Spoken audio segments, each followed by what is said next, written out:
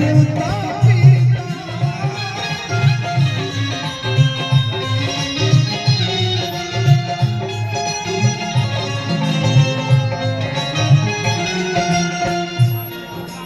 तेरे गम में जिया करेंगे, तेरे गम में जिया करेंगे, अगर गम कम नहीं होगा तो पिया करेंगे। लेकिन याद रखना, हम मर जाने के बाद भी यमराज के मोबाइल से तेरे मोबाइल पे मैसेज किया